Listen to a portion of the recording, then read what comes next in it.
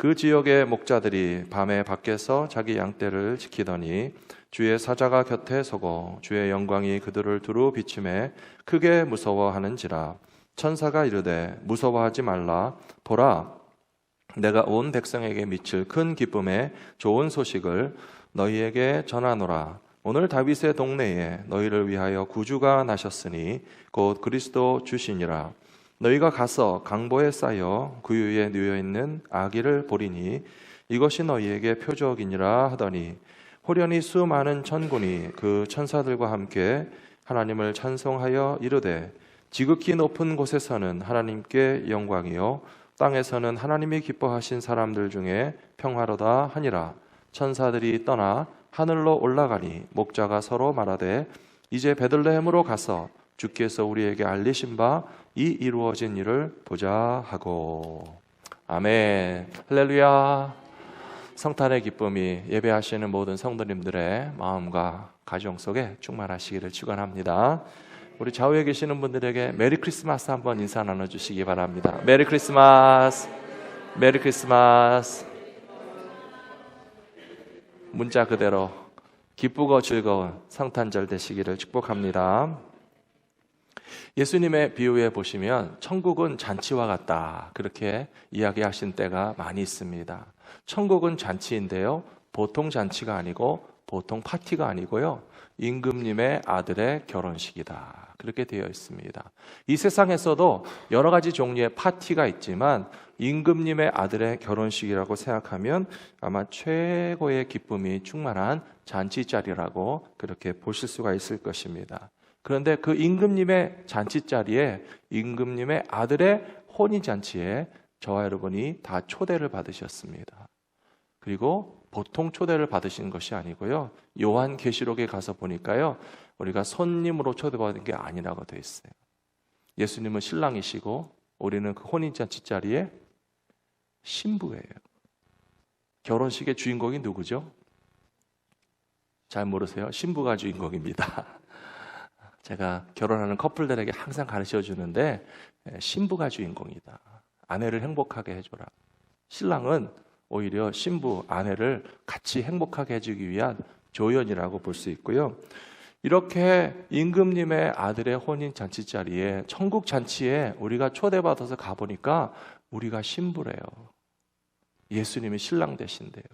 그 기쁨을 무엇으로 표현할 수 있겠습니까? 크리스마스는 그 서곡이고 출발점이고 하나님의 아들이신 예수 그리스도께서 우리를 장래의 당신의 신부로 맞이하시기 위해서 먼저 찾아오신 놀라운 스토리가 크리스마스에서부터 시작된다는 사실을 기억하시기 바랍니다. 2000년 전의 결혼식은 오늘날의 결혼식과 완전히 다릅니다. 요즘에는 연애하고 결혼하시잖아요. 내가 좋아서 결혼했으니까 내가 싫으면 헤어져도 된다고 생각하시는데요, 2000년 전의 결혼은 부모가 정해놓은 것입니다. 내 뜻대로 맺은 결혼이 아니니까 내 마음대로 깰 수도 없습니다. 어렸을 때 아들 가진 집에서 딸 가진 집에서 서로 정혼을 하고 우리 서로 아들 딸을 연을 맺어서 부부가 되게 하자, 그렇게 정해놓으면 벌써 그로 끝난 겁니다. 어떤 아빠가 있는데 내 딸을 이 집에도 정혼하고 저 집에도 정혼하면 말이 되겠습니까? 절대 그럴 수 없겠죠. 아들도 마찬가지입니다. 한 여자와 결혼하기로 어렸을 때 정해놨으면 그때는 10대 초중반에 결혼했습니다. 마리아가 얼마나 어린 나이였을까? 남자를 알 수도 없고 알지도 못하고 정혼했는데 결혼하기로 완전히 정해놓고, 그런데 성령으로 말미암아 잉태가 됐으니까 더 놀랄 수밖에 없었을 것입니다. 예수님께서 이 세상에 오심을 생각해 보시면 얼마나 큰 기쁨의 소식인지, 그리고 마치 정혼한 신랑과 신부가 기다리듯이 이제 약속은 정해졌지만 아직 결혼의 때까지 차지 않았기 때문에 예비 신랑, 예비 신부는 어떻게 살아야 될까요? 오늘 목사님 기도하신 것처럼 거룩하게 살아야 됩니다. 깨끗하게 살아야 됩니다. 순결하게 살아야 됩니다. 좋은 집에 신랑과 결혼하게 될 신부라면 자기 몸을 잘 지킬 거예요. 아름다운 신부와 결혼하게 될 신랑도 자기의 몸을 거룩하게 보존하면서 이제 때가 되면 정해놓으신 신랑과 신부가 만날 그 기쁨의 결혼식을 준비하면서 기다리는 것처럼 우리의 신앙생활은 신랑 되시는 예수님에게 이미 혼인의 초대장을 받았습니다. 그러므로 잘 참고 잘 기다리시다가 천국 잔치에 예수님의 신부로서 들어가실 수 있는 모든 성도들이 되시기를 축원합니다. 누가복음 19장에 보시면 문화의 비유가 나옵니다. 달란트 비유는 이야기를 많이 하지만 문화의 비유는 자주 얘기하지 않을 때가 있는데요. 오늘 말씀과 연결해서 읽어보니까 참 재미있었습니다. 누가복음 19장 12절에서 어떤 귀인이 왕위를 받아 가지고 오려고 먼 길을 떠나면서 10명의 종들에게 하나씩의 문화를 나눠줬습니다. 그리고 그 귀인이 먼 곳에 가서 왕위를 받아가지고 돌아왔을 때에 한 문화를 가지고도 10문화를 남긴 종에게는 착하고 충성된 종이라고 칭찬하면서 10개의 고을을 다스리는 권세를 줬다고 그랬습니다. 예수님이 그런 분이세요. 예수님은 귀인이십니다. 그리고 먼저 크리스마스에 우리에게 오셨지만 아직 완성되지 않았기 때문에 왕권을 가지고 다시 오시기 위해서 지금 잠깐 떠나가시고 우리에게 문화라고 하는 찬스를 주시고 능력을 주셨어요. 비즈니스 하라는 것입니다. 물론 세상에서도 비즈니스 하셔야 되는데요. 문화의 비유를 잘못 그냥 세상적으로만 이해하시면 은행 가서 돈을 빌려가지고 비즈니스 잘해서 부자가 되라는 소린가 보다. 그는 그냥 세상적으로만 이해하시는 거고요. 인생 전체를 의미하는 것입니다.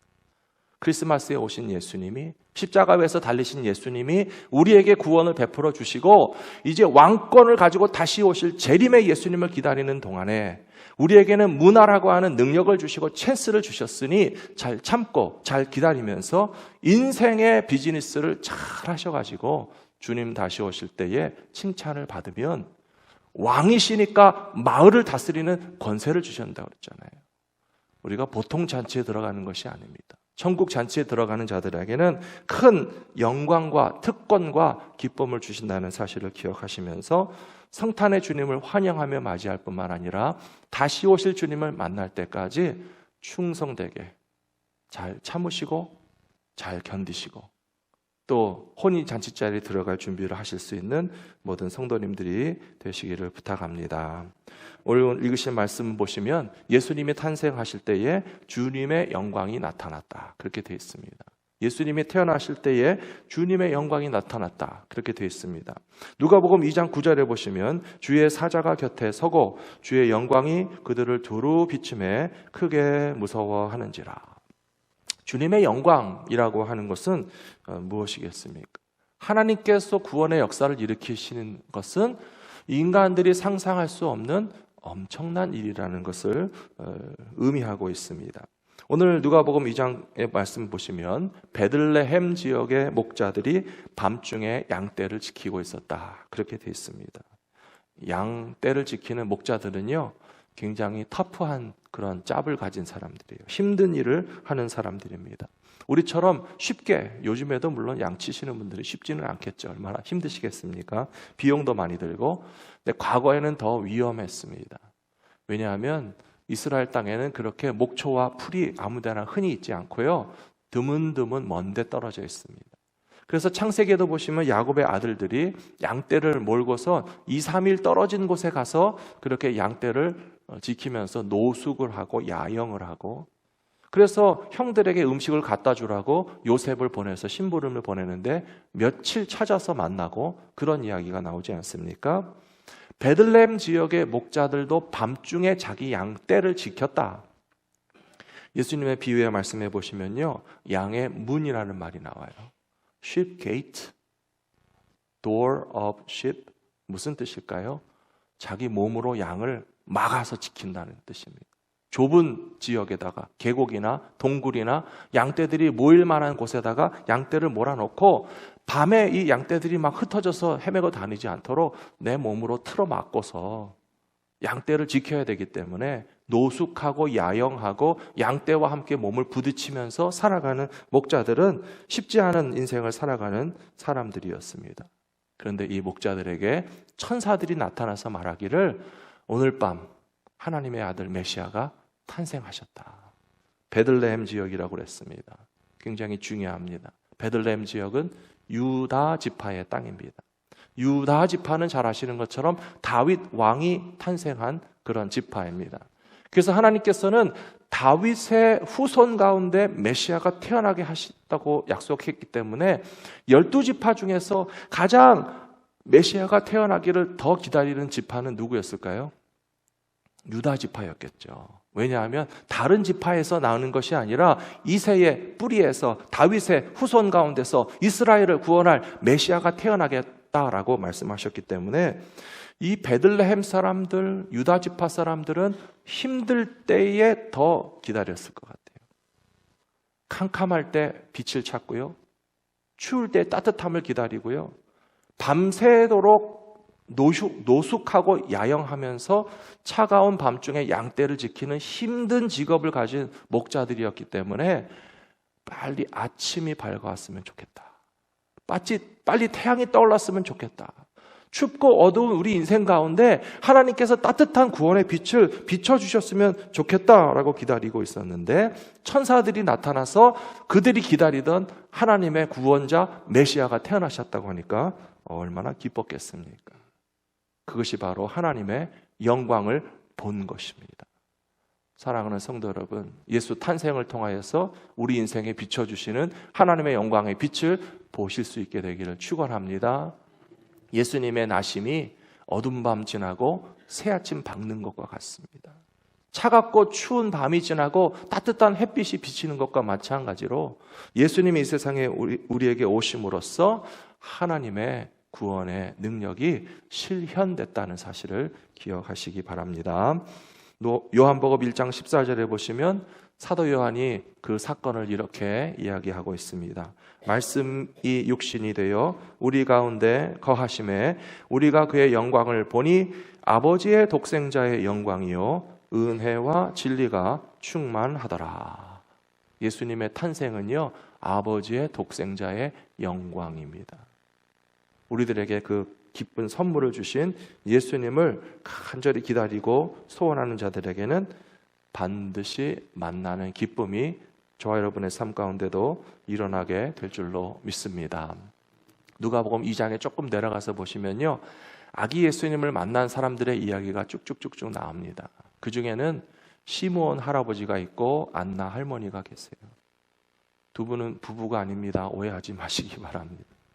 안나 할머니는 젊어서 남편을 잃고 일찍 과부가 되었는데 80년 동안 성전에서 기도했다고 그랬습니다. 얼마나 연세가 많으셨겠습니까?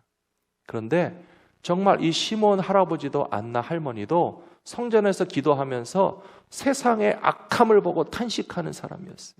죄 많은 이 세상, 로마 제국이 쳐들어와서 괴롭히고 헤롯 왕도 엉터리 왕이고 백성들도 거짓을 행하고 폭력과 거짓과 모든 악한 것이 난무하는 세상 가운데서 목자들이 밤중에 기다리는 것 못지않게 시몬 할아버지와 안나 할머니도 메시아가 오시기를 기다리고 기다렸더니 어디에서 아기 예수님을 만났습니까? 성전에서 만났다고요. 성전에서 만났다. 사랑하는 성도 여러분, 저와 여러분도 지금 성전에 있습니다. 이 성전에서 기다리시던 예수님을 다 만나시게 될 줄로 믿습니다. 믿음으로 기다리셔야 돼요. 세상의 악함을 보면서 어떤 사람들은 대통령이 바뀌면 좋아지지 않을까. 저도 오래 살지 않았지만요, 대통령이 많이 바뀌는 걸 봤는데요, 대통령 바뀌어도 별로 소용없더라고요. 정권이 바뀌면 나아질까? 별로 소용없더라고요. 예수님이 오셔야만 소망이 있는 줄로 믿습니다. 시몬 할아버지, 안나 할머니가 얼마나 지혜가 있으셨겠어요. 평생을 살고 평생을 기도하면서 이 세상의 참 소망은 로마 제국이 아니고 헤롯 왕이 아니고 그렇다고 혁명을 일으키는 것도 아니고 예수님이 오셔야만 된다라고 하는 믿음을 가지고 기다렸을 때에 그것이 잘 참는 것입니다. 그것이 잘 기다리는 것입니다. 그리고 예수님을 만나는 것이 최고의 기쁨과 영광이 될 줄로 믿습니다. 예수님 탄생의 기쁜 소식은 오늘 두 번째로 보시면 어떤 개인과 민족에게 뿐만 아니라 모든 나라 모든 백성들에게 주시는 큰 기쁨의 좋은 소식이라고 되어 있습니다. 누가복음 2장 10절은요 참 재밌습니다. 천사가 이르되 무서워하지 말라, 내가 온 백성에게 미칠 크고 기쁘고 좋은 소식이라고 그랬어요. 이렇게 표현이 여러 가지 붙는 거 보셨습니까? 그냥 굿뉴스만 해도 좋은데, 조이풀 뉴스만 해도 좋은데, 빅 뉴스라고만 해도 큰 뉴스인데 크고 기쁘고 좋은 소식이라고 그랬어요. 그리고 그 차원이요, 온 백성에게, all the people, all the nations, 모든 민족과 모든 나라가 다 기뻐할 만한 소식이 과연 뭐가 있을까 생각해 보세요.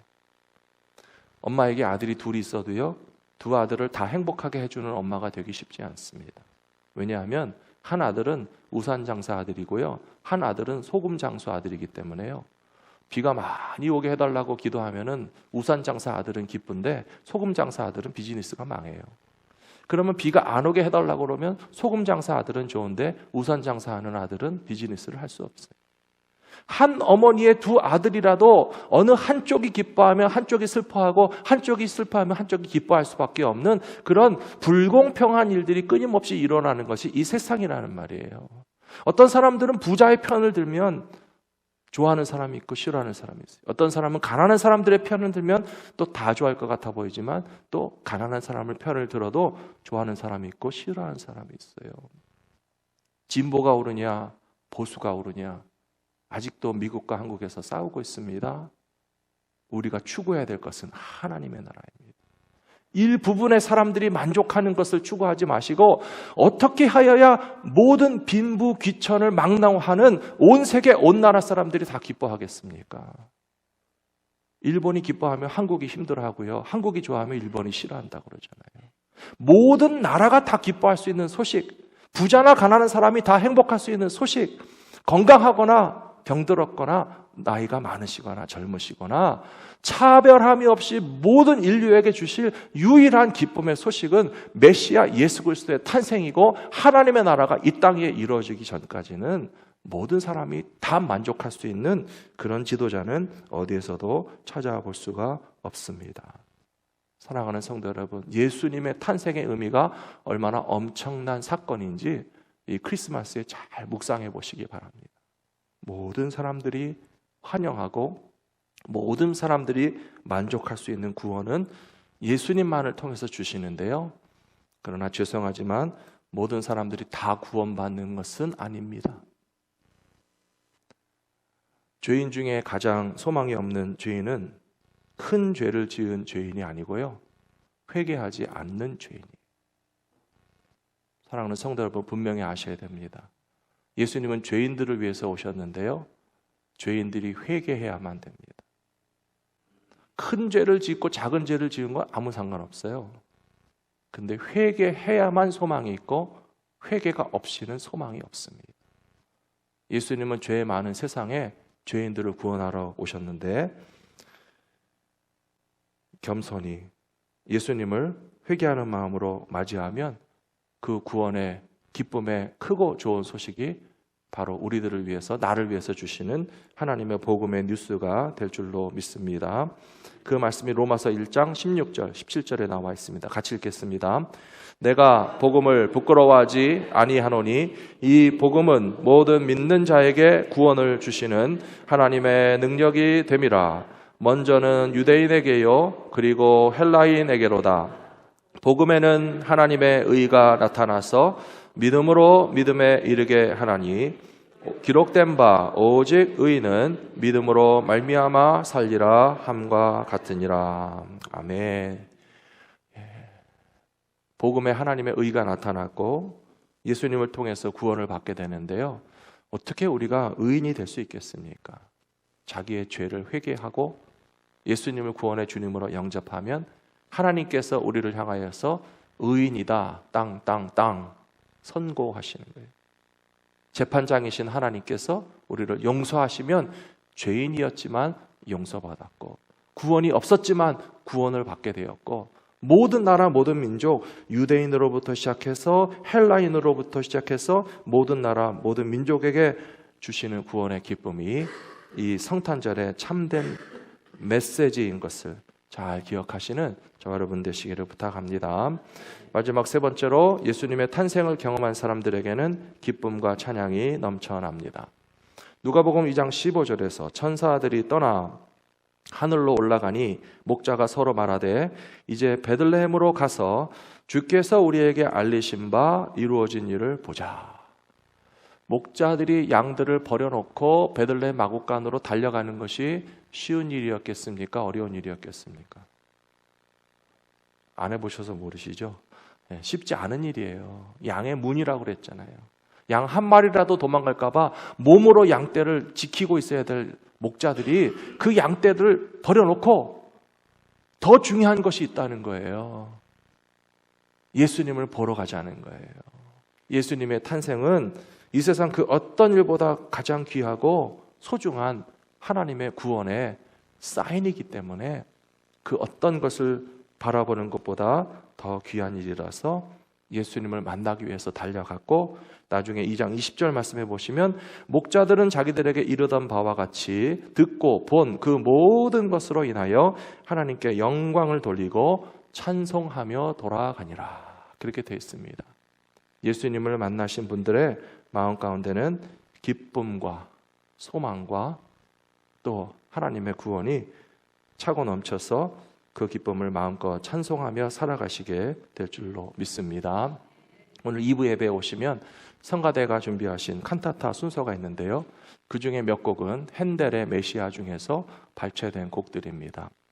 핸델의 메시아를 아마 많이 들어보셨을 거예요. 그리고 할렐루야라고 하는 곡이 가장 유명한 것도 아실 것입니다. 제가 이번 해에는 좀 관심이 있어서 자료를 찾아봤는데요, 핸델은 바하와 같은 시대에 독일에서 태어난 음악가입니다. 태어난 연도수도 같다고 합니다. 1685년에 태어났습니다.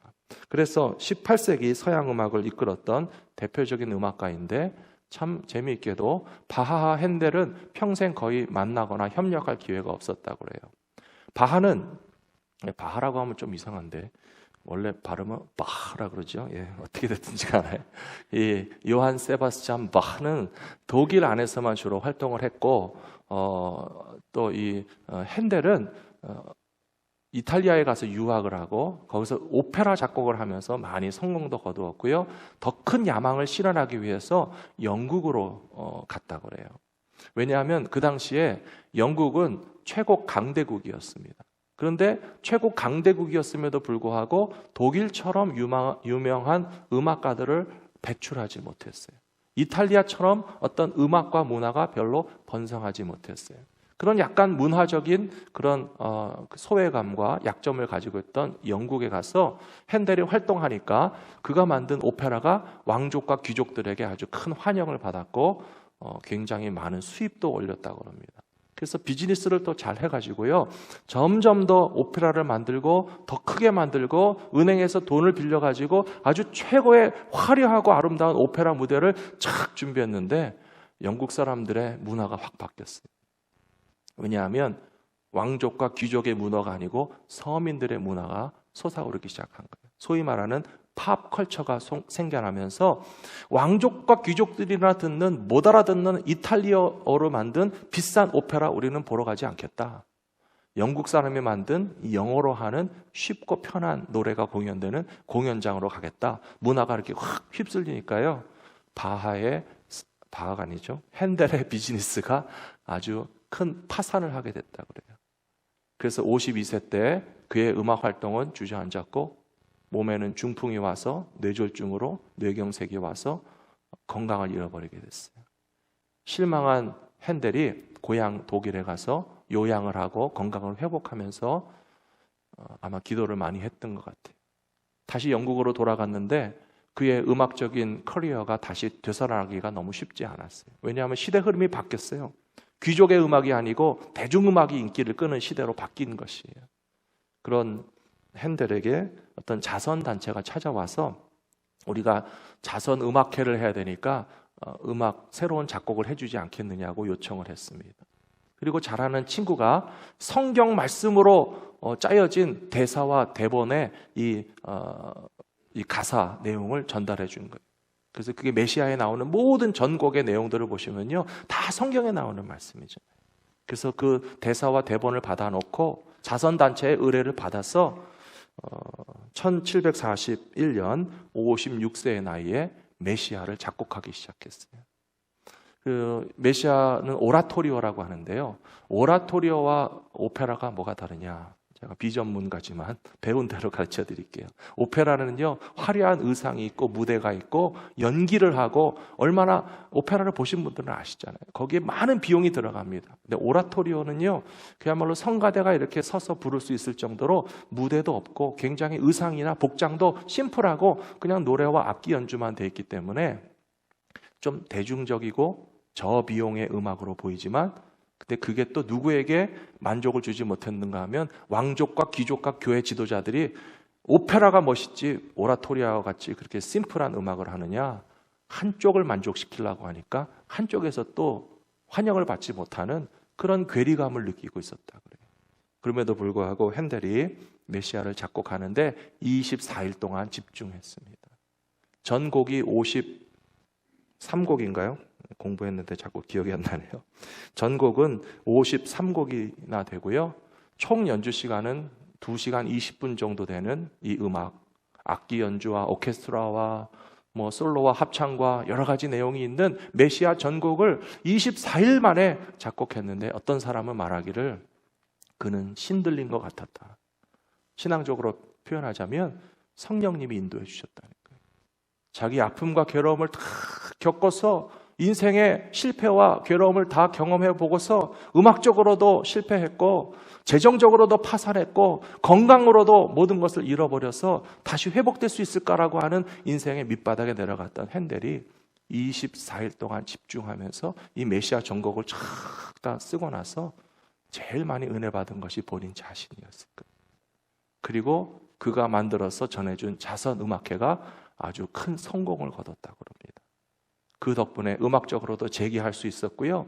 국왕 앞에서 연주할 때는 앞에서 듣고 있던 국왕이 44번째 곡 할렐루야가 연주될 때에 영국의 왕이 벌떡 일어났으니까 그 음악회 장소에 있던 모든 백성들이 어떻게 되겠습니까?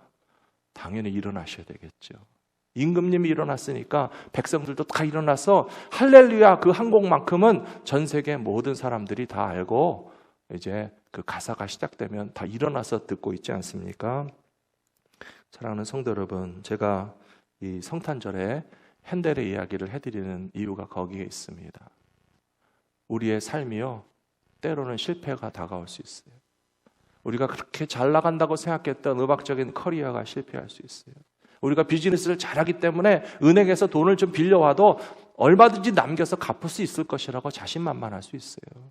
나는 아직 건강하니까 얼마든지 내 육체로 일할 수 있겠다라고 하는 그런 생각도 할 수 있겠죠. 근데 우리의 기대와 희망이 꺾어질 때가 있어요.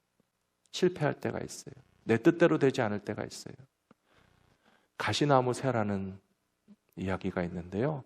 가시나무 새가 가장 아름다운 노래를 부를 때는요, 가시에 찔렸을 때예요.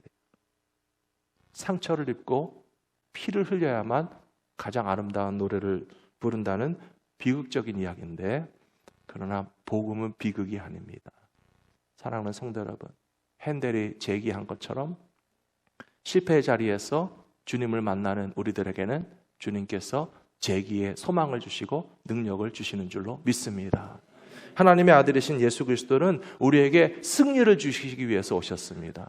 우리에게 구원을 주시기 위해서 오셨습니다. 잘 참고 견디면 왕의 아들의 혼인잔치에 초대를 받는다고 말씀드렸잖아요.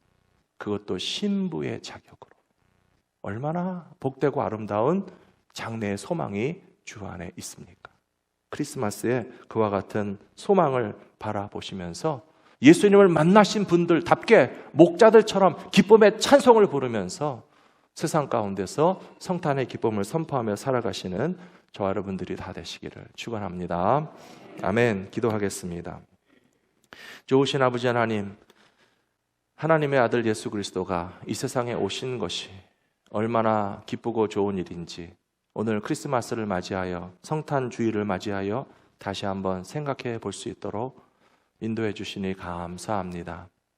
신랑 되신 예수님을 우리가 먼저 만날 수 있는 정혼한 그런 자격을 갖게 된 줄로 믿습니다.